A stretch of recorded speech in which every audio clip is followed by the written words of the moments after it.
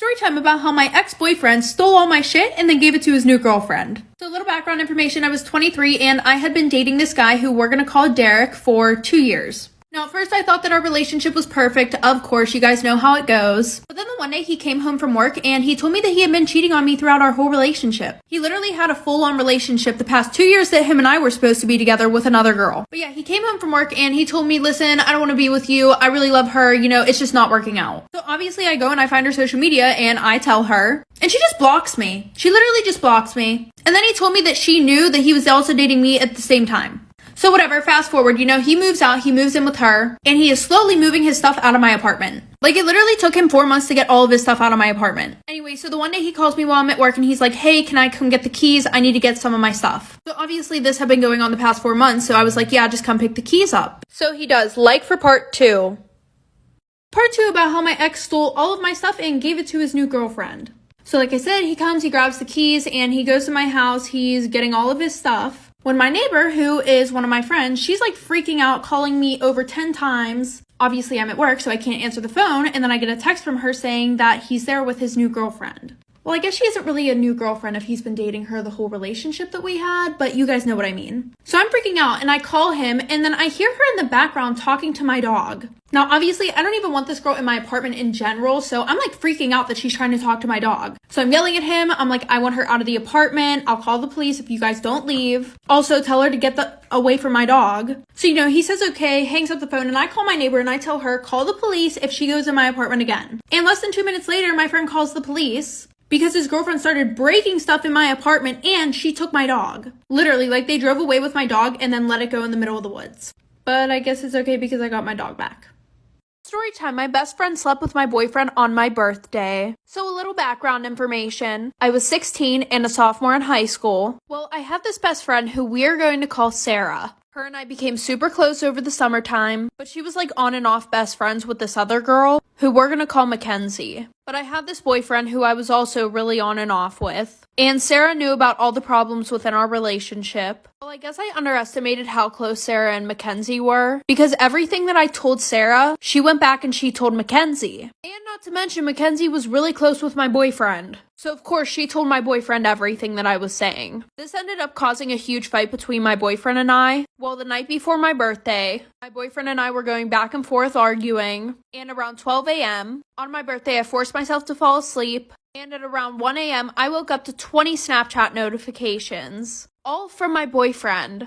And when I opened them, I saw the worst thing ever. Like for part 2. Part 2 about how my best friend slept with my boyfriend on my birthday. So like I said, I woke up at around 1 a.m. to 20 Snapchat notifications from my boyfriend. And I saw the absolute worst thing ever. The first 5 notifications were just him calling me names. And then all the other ones were just him doing stuff with my best friend. And you guys can already guess what I mean by doing stuff. So at this point, I was heartbroken, I was pissed off. But of course, because I gotta have the receipts, I went and took a video off my sister's phone of everything that he sent me. In the morning, I woke up to a text from an unknown number, and it turned out to be my boyfriend's best friend saying that him and Sarah were now together. So my boyfriend asked me to meet up and apologize. So I met him at this park, and he apologized to me, telling me that he wanted to get back together with me. But I told him to KMA, and I left. Then Sarah came to my house and keyed my car, and then we fought on my front lawn. And then after that, she was texting me about how she was coming back to my house. Like for part 3.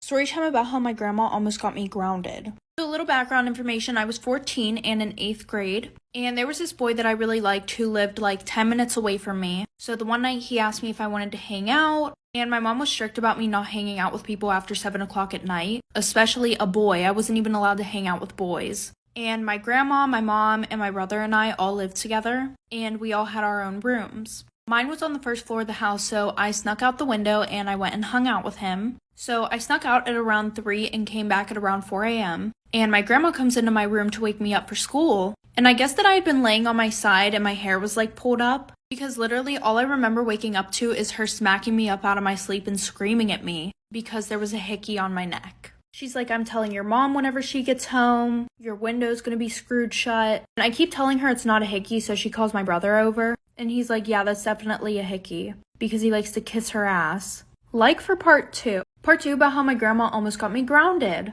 So like I said, she's like, I'm telling your mom, and I keep telling her that it's not a hickey. And thankfully, my mom already went to work. She had work at 6 a.m. So I got on the bus, I go to school, and I'm talking to my friend and telling her about how I'm literally going to be crucified whenever I get home. And she told me about how her older sister was in like the same situation that I'm in now. So she texted her older sister asking what she did because she never got caught. And I was like, okay, well, if she used makeup, my mom's going to find out because she's not dumb. Well, apparently her older sister burnt herself with a curling iron. Yes, literally burnt herself, but she ended up getting away with it. So fast forward, I get home at around 3 o'clock and I sneak in through the back door so that way my grandma won't see that I came in the house because she literally would have made me sit in the living room until my mom got home. So I go upstairs and I burn myself with a curling iron, which is not fun. Like for part 3.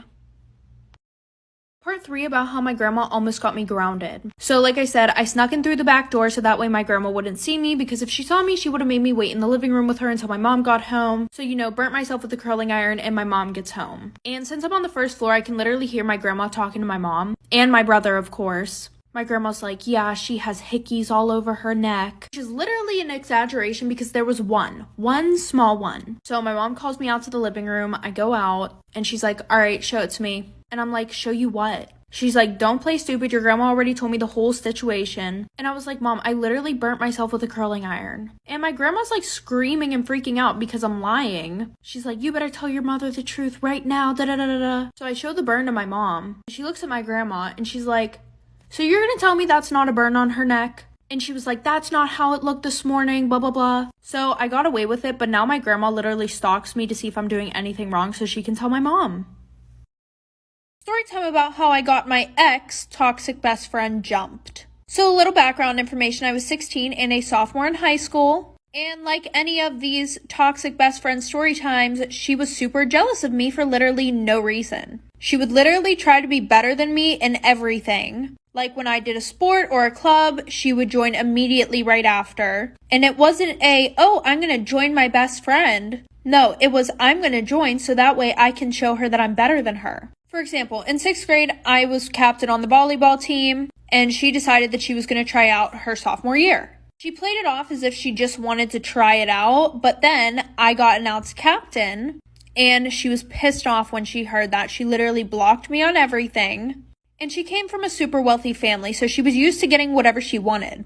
And my whole friend group would literally tell me, you need to stop being friends with her. She's toxic. She's this, she's that. The only thing that stopped me from being friends with her was the blackmail. Like for part 2 about how I got my toxic ex-best friend jumped.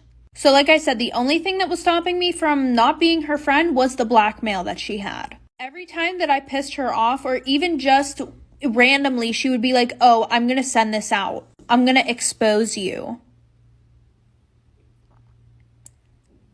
She was just overall a shitty friend.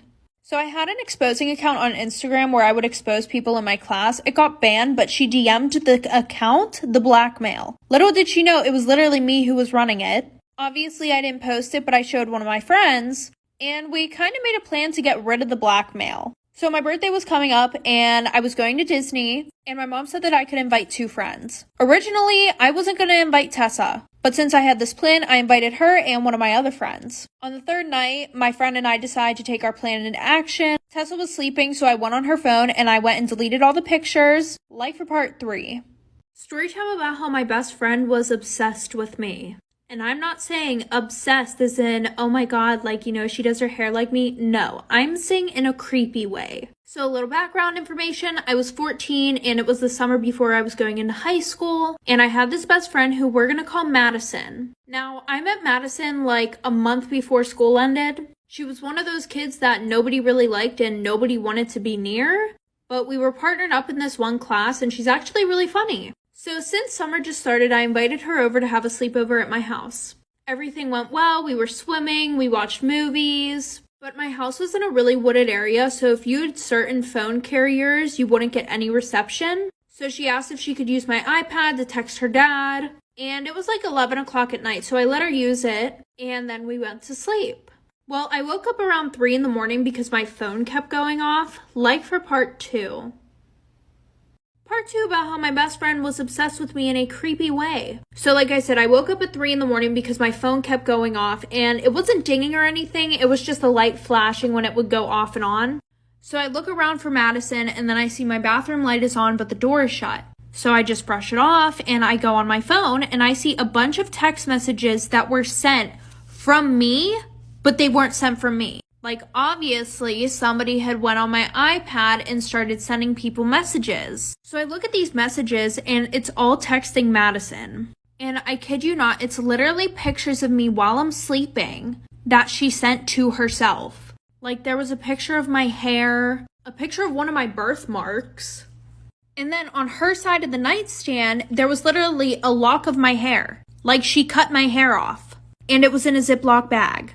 So at this point, I'm actually really creeped out, and I go and tell my mom. And my mom talked to her mom, and apparently she's done this before. Storytime about how I caught my grandma with my dad. So a little background information, I was 16, and it was the first day of 11th grade. Well, my friend wanted me to come to the mall with her after school that day. She was like, screw your grandma's birthday, just come to the mall with me. So the plan was I would sneak onto my best friend's bus after school and skip my grandma's birthday. By the way, my grandma was low-key a hoe. Like, half of her kids won't even bring their husbands around her, because after she got their numbers, she would end up sending nude pictures to them. Anyway, so the end of the day rolls around, and I go to my locker to get my book bag when I'm called down to the office. So I go down to the office, and my mom is there to pick me up because she said that we needed to do a few things before our grandma's party. Well, my grandma was at our house getting ready, and my mom forgot her wallet at home, so when we went back home, I went to go put my book bag in the house. When I walk in, and I see my grandma and dad on the couch, and I'm not even gonna say what they were doing, and my mom is walking past them like she didn't see anything. So after that, I called one of my aunts and asked if I could stay with her for a while, and now I don't talk to any of them. Part 3 about how my mom got with my sister's boyfriend. So like I said, obviously we could hear stuff. We saw their clothes on the floor, so I took a video and I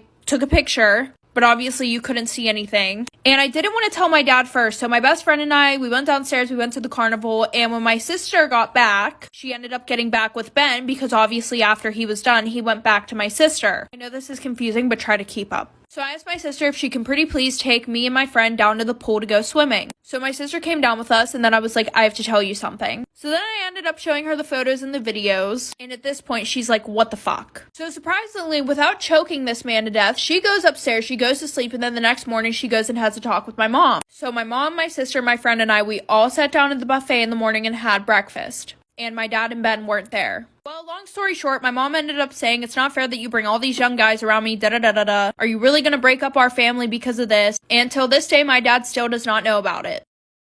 Storytime about how my boyfriend and best friend were sneaking around behind my back. So a little background information, I was 15 and in 10th grade. So my mom and dad were split up, and I was pretty much allowed to do whatever I wanted because of that. So I was dating this boy named Jacob. Well, my best friend Alice literally hated him. Like, low-key, every once in a while, she would try to break him and I up, and when I would call her out on it, she would just deny it. Anyway, so the one day I didn't go to school because I was super sick. So the whole day I was trying to text Jacob and Allison, but nobody was answering me. Which was extremely weird, because no matter what, Allison would always text me back. So after I knew the school ended, I went to Allison's house. Nobody was answering the door, so I used the spare key. I walk in, and all I hear is a very loud banging coming from her bedroom. So I walk in, I see my boyfriend and her together, and then he starts saying that she drugged him. So I went on his phone, I see a bunch of old text messages between him and her, and them exchanging pictures. And then sis wants to start giving me an attitude, so I punched her in the face, and then I left and I don't talk to either of them. Storytime about how I almost got kidnapped by my online boyfriend. So a little background information, I was 16 and in 11th grade. So a year before this all happened, I posted a picture on Instagram saying, add me on Snapchat if you want to be friends. Yes, I was that person. Anyway, so this really cute guy adds me on Snapchat. And after about 3 months talking, he said that he wants to meet me in person. And he didn't sound sus at all, so I was like, sure. So we met at this park that was like 30 minutes away. And we met there around 6 o'clock, so when the sun was setting. And he was super nice. It was super romantic. Well, then we went to his house. We watched a movie and we did the nasty. So after that, he asked me if I want a drink. And what I could have swore was 20 minutes later, I wake up in an abandoned farm shed with no clothes or anything. So I start screaming my head off. I don't have my phone or anything, so I start to run. And then he grabs me. He says, if you try to run or you try to scream, I am going to kill you. Like for part 2 about how I almost got kidnapped by my online boyfriend. So like I said, I wake up in this abandoned farm shed. I don't have no clothes. I don't have a phone. So I try to run and he grabs me. He says that if you run, I will kill you. So I was like, okay, fine. What do you want from me? So he starts putting on lingerie and tells me to also put some on so we can take pictures together. What the actual you know what? So after that, he starts crying and he starts telling me his whole life story and how he's not who I think he is. Turns out that he's 32 and he just goes online pretending that he's 17 years old. So I just try to comfort him, right? It ends up working. He brings me my clothes, tells me to run, or else he's going to, once again, kill me. So I run, I go to this gas station, get picked up by the police, find my parents. Luckily for me, I paid attention to where everything was. He was arrested, he's still in prison to this day, and I got grounded for 3 months.